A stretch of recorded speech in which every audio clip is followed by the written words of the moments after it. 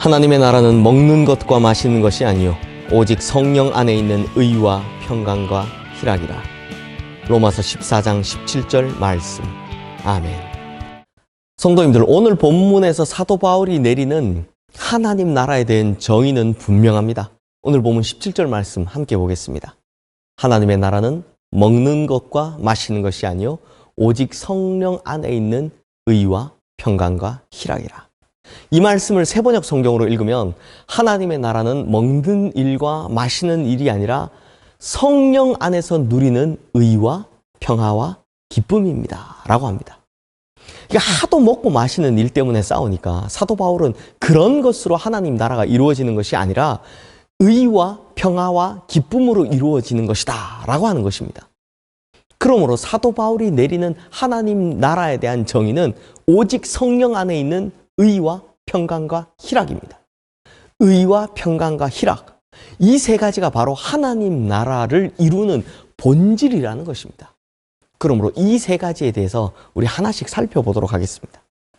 먼저 하나님 나라의 바탕이 되는 첫 번째 가치는 바로 의로움입니다. 그런데 성도님들, 의로움이라는 것을 정확히 말하자면 이것은 인간으로부터 나오는 것이 아니라 하나님께로부터 주어지는 것입니다. 즉 하나님께서 우리를 의롭다 칭해 주셔야만 우리 같은 인간은 의로움을 얻을 수 있다라는 것이죠. 그래서 이것을 로마서에서 표현한 대로 하면 우리가 배운 대로 칭의가 되는 것입니다. 하나님께로부터 의롭다 칭함을 받는다. 의롭다 인정을 받는다 라고 하는 것이죠. 사랑하는 성도님들, 하나님 나라는 의로운 나라입니다. 그러므로 죄인은 하나님 나라에 들어갈 수도 없고 하나님 나라의 백성이 될 수도 없습니다. 그런데 하나님께서 죄인인 우리를 위하여 예수 그리스도의 보혈로 마련된 의의 예복을 준비하시고 우리의 죄를 그 아들의 피로 씻어 정결하게 하시며 그 예복을 입혀주셨습니다. 그리고 하나님 나라의 잔치와 축복을 누릴 수 있도록 허락해 주셨습니다. 그러므로 예수 그리스도의 피로 구속함을 입은 성도들은 이 땅을 살아가는 동안 하나님의 의를 실현시켜 나가는 것이 마땅히 주어진 사명이다라는 것입니다. 성도님들, 하나님 나라의 의는요, 먼저 하나님과의 관계에서 의롭게 되어 그 의를 이 땅에 있는 이웃들 간에 이루어가는 것, 나누어가는 것, 이것입니다. 이걸 우리는 성경적 정의라고 부릅니다. 그런데 하버드 대학교 철학과 교수였던 존 롤즈의 정의론이란 책에 보면 이렇게 설명합니다. 정의는 각자 자기 받을 몫을 받는 것이라고 말합니다. 이게 이 세상이 말하는 정의죠. 요즘 특히 정의라고 알려진 공평한 분배에 관한 정의를 말하는 것입니다. 하지만 하나님 나라의 의로움은 이런 정치적인 정의와는 좀 다릅니다. 하나님 나라에서는요, 어떤 게 정의냐? 희생하고 헌신하고 섬기고 배려하고 봉사하고 이런 것들을 정의라고 부르는 것입니다.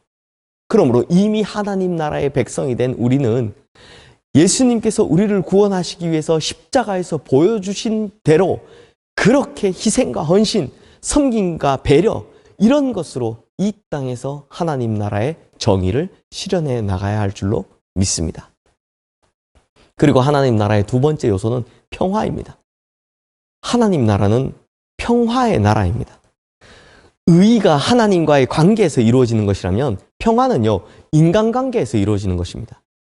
즉 하나님과 의롭게 올바른 관계를 가진 사람만이 이웃 속에서도 평화를 이루어갈 수 있다는 것이죠. 쉽게 설명드리면 의가 하나님 나라의 터전이라면 평화는 그 터전 위에 세워진 하나님 나라의 집이다라고 보시면 됩니다. 성도님들, 저는 전쟁사를 참 좋아하는데요. 이 세상 모든 나라들을 보면 칼이나 창이나 무기나 피 흘림을 동반한 거의 대부분 다 전쟁의 역사로 이루어졌습니다. 그러나 하나님 나라는 어떤 나라라고요? 평화의 왕국입니다. 그러므로 평화를 위해서 일하는 사람만이 하나님 나라의 백성이 될 수 있습니다. 그래서 마태복음 5장 9절 말씀에서도 예수님께서는 분명히 말씀하셨습니다. 화평하게 하는 자는 복이 있나니 그들이 하나님의 아들이라 일컬음을 받을 것이며. 여기서 화평, 평화라는 히브리어는 샬롬인데요. 이것은 우리가 흔히 평화라고 하면 떠오르는 이미지잖아요. 단순히 막 고요하고 평정인 상태, 누구에게도 방해받지 않는 상태, 이런 것을 말하는 것이 아닙니다. 이런 것들은요, 금욕주의자들이 말하는 평화이죠. 히브리어로 샬롬, 이 평화는 정확히 무슨 뜻이냐? 평화를 깨뜨리는 모든 것, 즉 분쟁이나 시기나 상처나 전쟁이나 이렇게 평화를 깨뜨리는 모든 것들을 치료하는 역동적인 힘을 말하는 것입니다. 그리고 이 힘은 오직 하나님과 올바른 의의 관계가 이루어진 사람만이 감당할 수 있고, 그 힘과 원리가 작동하는 나라가 바로 하나님의 나라라는 것입니다. 그리고 사도 바울이 말하는 하나님 나라의 세 번째 요소는 바로 기쁨입니다. 성도님들, 인간 최고의 기쁨이 뭔지 아십니까? 먹는 것, 마시는 게 아니라요, 하나님을 만나는 것입니다. 그러므로 하나님 나라의 희락은 유욕적이고 현실적인 쾌락이 아닙니다. 이 기쁨은 어떤 기쁨이냐? 신령한 기쁨입니다. 의가 하나님과의 관계에서 이루어지는 것이고 평화가 인간관계에서 이루어지는 것이라면, 기쁨은 자기 마음속에서, 인간의 마음속에서 솟아나는 성령의 역사다라고 보시면 됩니다.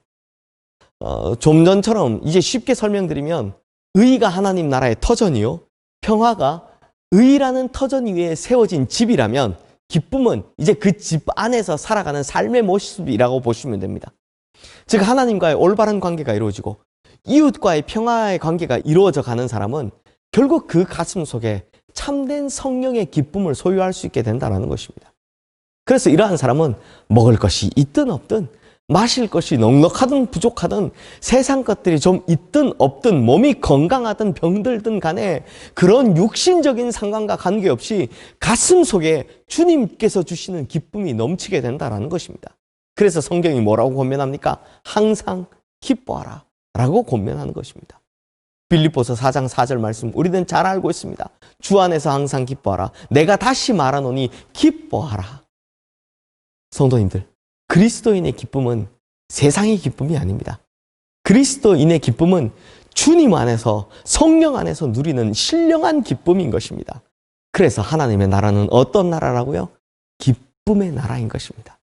그래서 하나님 나라의 백성인 그리스도인의 삶은요, 항상 기뻐하는 삶이 되는 것입니다. 하나님 나라 백성은 항상 감사하는 삶이 되는 것입니다. 그래서 다른 사람을 비난하고 비평할 그럴 마음이 없죠. 이제 말씀을 마무리하겠습니다. 어느 노인 한 분이요, 생선이 하도 먹고 싶어서 푼푼히 돈을 모아서 어느 날 시장에 가서 생선 한 마리를 샀답니다. 생선 한 마리를 들고 오면서 이게 생각만 해도 얼마나 기쁜지, 생선 굽는 냄새 생각만 해도 군침이 돌고, 그걸 먹을 생각을 하니 더 기뻐서 막 절로 어깨가 막 으쓱해지는 것 같았습니다. 그런데 너무 자기 기쁨에 도취돼서 막 길을 살피지 않고 가는 바람에 그만 돌에 걸려 넘어졌습니다. 그리고 그 순간 손에 쥐고 있던 생선이 저기 앞에 탁 떨어뜨렸습니다. 그랬더니 이 지나가던 고양이가 잽싸게 달려와서 그 생선을 입에 탁 물고는 주랭랑 쳐버리는 것이 아니겠습니까? 손 쓸 새도 없이 그 장면을 멍하게 보고 있던 이 노인이 좀 이따 옷을 툴툴 털면서 일어나는데요, 아주 기쁜 얼굴을 해서 하나님 감사합니다 라고 말을 하더랍니다. 아니, 그걸 보고 있던 그 옆에 있던 사람이 하도 기가 막혀서요, 여보시오, 뭐가 그렇게 감사하고 뭐가 그렇게 기쁜 거요? 하고 물었답니다. 그랬더니 이 노인의 대답이 걸작입니다. 내가 생선은 잃어버렸지만 입맛은 잃어버리지 않았으니 어찌 기쁘지 않겠소? 라고 했답니다. 성도님들, 그렇습니다. 생선이 아무리 수십 마리, 수백 마리가 있은들 입맛을 잃어버리면 그거 어떻게 합니까? 먹지도 못하는 수십, 수백 마리 생선이 무슨 소용이 있겠습니까? 하지만 입맛이 살아있는 한 다시 생선을 먹을 수 있다라고 하는 희망이 있지 않습니까? 저는 이 이야기를 들으면서 희망이라는 것을 생각해 보았습니다. 성도님들, 우리가 하나님 나라에 대해서 의와 평화와 기쁨의 나라 이렇게 이야기를 하지만, 사실 이 세상 살아가는 동안은 참 이것을 잃어버리기도 쉽고 잊어버리기도 쉽고 또 이루기도 쉽지 않습니다. 하지만 주님 나라가 다시 온다라는 그 희망을 잃지 않는다면, 그래서 감사와 긍정의 마음을 잃지 않는다면, 어제 말씀드린 것처럼 우리의 마음이, 우리의 교회가, 우리의 삶의 터전이 이렇게 의와 평화와 기쁨이 가득한 하나님 나라로 이루어질 것을 믿습니다. 그러다 주님 오시는 날 완벽한 그 의와 평화와 기쁨의 나라가 우리에게 다가오게 될 줄로 믿습니다. 기도하겠습니다. 하나님 아버지, 하나님 나라는 의와 평화와 기쁨의 나라라고 합니다. 그러므로 우리의 마음에서부터 의와 평화와 기쁨을 이루어가게 하여 주시옵소서. 하나님, 그런데 이 세상 살아가는 동안 이 의와 평화와 기쁨을 이루어가는 것이 보통 어려운 일이 아닙니다. 그럼에도 주님, 우리가 절대로 희망을 잃지 않게 하시고 주님께서 다시 오시는 그날엔 이것이 다 이루어지는 그 나라에 들어간다는 것을 믿고 주님 다시 오시는 날까지 끊임없이 우리의 삶의 자리들을, 내 마음을, 우리의 교회를 하나님 나라에 합당한 의와 평화와 기쁨의 나라로 만들어갈 수 있도록 우리가 최선의 노력을 다하게 하여 주시옵소서. 예수 그리스도 이름으로 기도드리옵나이다. 아멘.